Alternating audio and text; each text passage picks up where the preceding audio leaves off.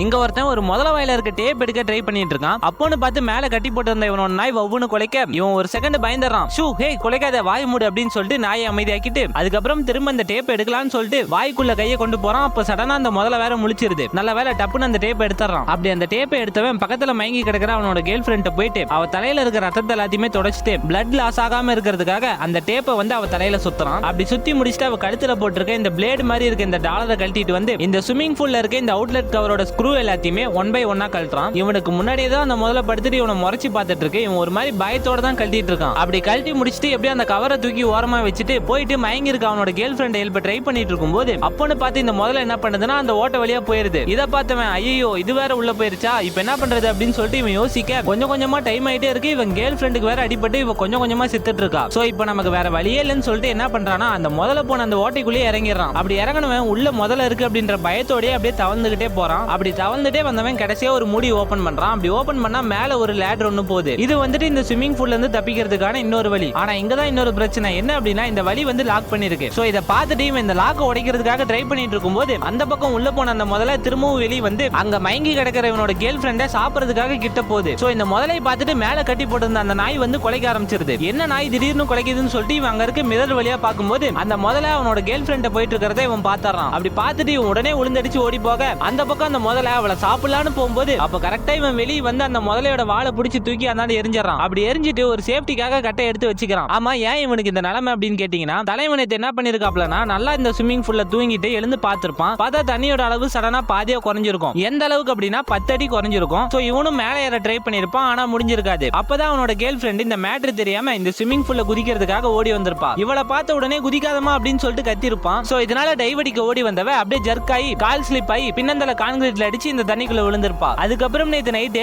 எங்க இருந்தோ ஒரு முதல்ல வந்து இவங்க இருக்க ஸ்விமிங் பூலுக்குள்ள இறங்கி இருக்கும்.